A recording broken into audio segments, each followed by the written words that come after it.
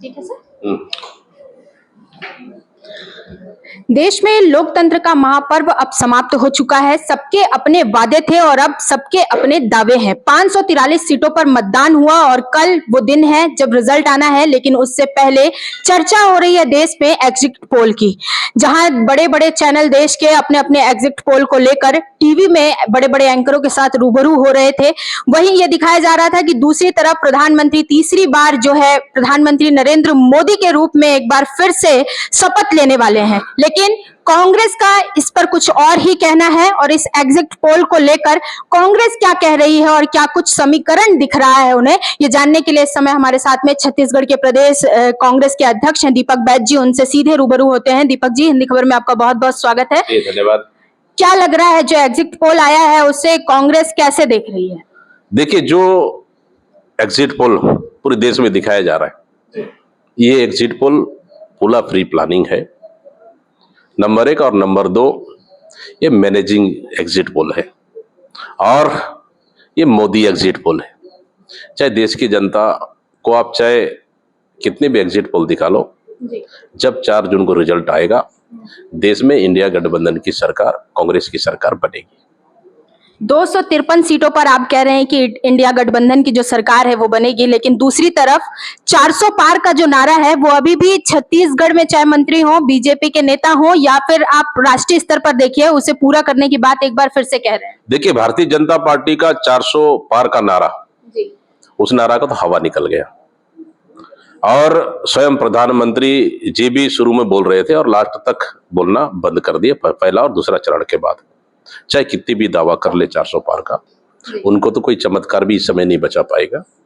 लेकिन इस समय देश में पूरे मोदी एंटी इनकम्बेंसी लहर चली है और सरकार के खिलाफ, बीजेपी सरकार के खिलाफ लहर चली है और इस समय देश की जनता ने कांग्रेस की 5 गारंटियों को लेकर मतदान किया है, ताकि आने वाले समय देश की लोकतंत्र को बचाना है, संविधान को बचाना है, आरक्षण को बचाना है, इन मुद्दों को लेकर मतदान किया है।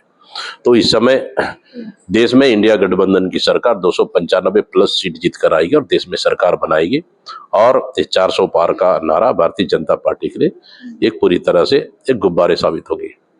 बीजेपी कह रही है कल फिर से एक बार देश भगवा रंग में रंगेगा। आप कौन से रंग में देख रहे हैं देश को?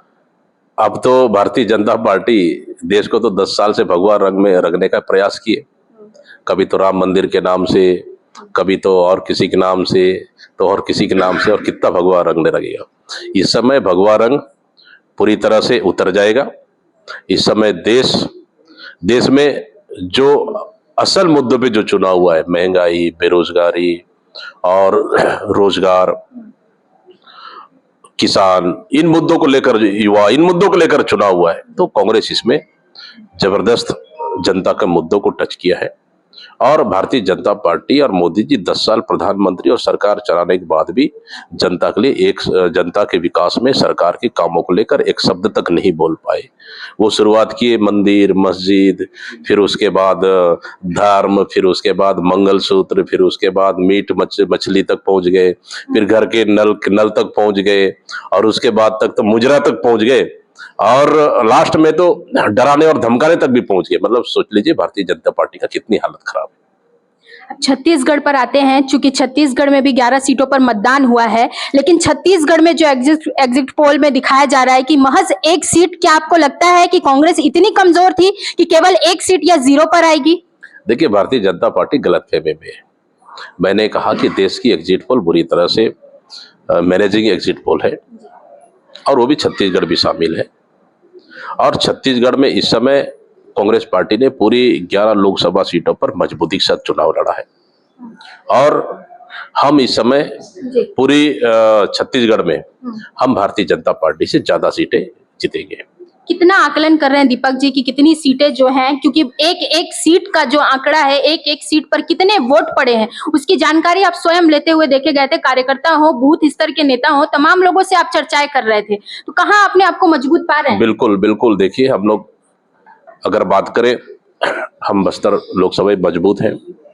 पहला चरण का चुनाव, दूसरा चरण का चुनाव हुआ, उसमें भी तीनों सीट हम मजबूत हैं और थर्ड चरण का चुनाव हुआ, चाहे सरगुजा की बात करें, या फिर आप कोरबा की बात करें, या जांजगीर चांपा की बात करें, या दुर्ग की बात करें, बिलासपुर की बात करें, इन सीटों में भी कांग्रेस मजबूती के साथ चुनाव लड़ी है और निश्चित रूप से हम भारतीय जनता पार्टी से ज्यादा सीटें जीती। जो मुद्दे आप लोगों ने उठाए, जिस मजबूती के साथ आप आए यहाँ पर, कांग्रेस उठा रही थी कि बेरोजगारी है, शिक्षा का अभाव जो आपने बताया, कई सारे ऐसी चीजें थी। दूसरी तरफ बीजेपी थी जो छत्तीसगढ़ में घोटालों की बात कर रही थी। क्या भारी पड़ेगा? देखिए, भारतीय जनता पार्टी जब जब चुनाव आता है तो घोटाले की बात करती है, चुनाव खत्म होने के बाद फिर उनको ही पाल पोस लेती है। ये महादेव ऐप के बड़े बड़े बात किए, आज महादेव ऐप क्यों बंद नहीं किए? महादेव आज तो फल फूल रहा है छत्तीसगढ़ में। क्या महादेव ऐप का कमीशन राज्य के मुख्यमंत्री और उनके मंत्रियों को जा रहा है क्या?